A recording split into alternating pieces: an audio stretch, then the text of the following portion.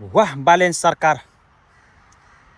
सरकारले भारतीय नाकाहरूमा सशस्त्र प्रहरीहरूको टोली एकदम खटाइएको छ।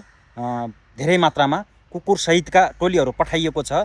नाकाबाट पैठारी चोरी गरिने र त्यहाँबाट भन्सार छली गरेर सामान ल्याउनेहरूलाई को निगरानी राख्न सशस्त्र प्रहरीहरू थुप्रै मात्रामा खटाइएको छ। तपाईले भिडियोमा देख्न सक्नुहुन्छ।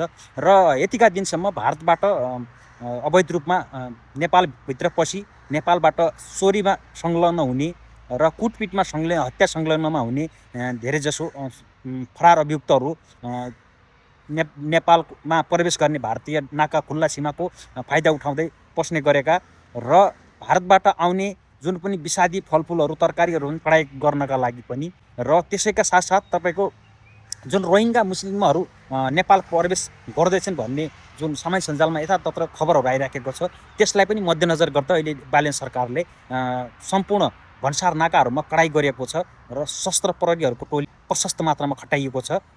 विज्ञ टोलीहरू कुकुर सहितको टोलीहरू खटाइएको छ र तस्करीहरूलाई समात्न र चोरी हत्या संलग्नमा विभिन्न अपराधहरूबाट बचाउन हाम्रो भूमिका खेलेको छ। जुन यो भन्सारमा सल्युट छ बालेन सरकारलाई।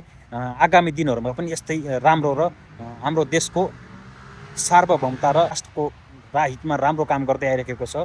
यो राम्रो पक्ष हो, बालेनले राम्रो गर्दैछन्। भारतसँगको सम्बन्ध राम्रो रहिरहोस्, तर आफ्नो अर्थतन्त्र र आफ्नो जनताको हितमा हुने, आफ्नो देशको हितमा हुने काममा सधैँ यो सरकार अगाडि बढोस् र सलाम छ। धेरै राम्रो गरेको छ। भन्सारमा कडाइ गर्नु नै राम्रो हो।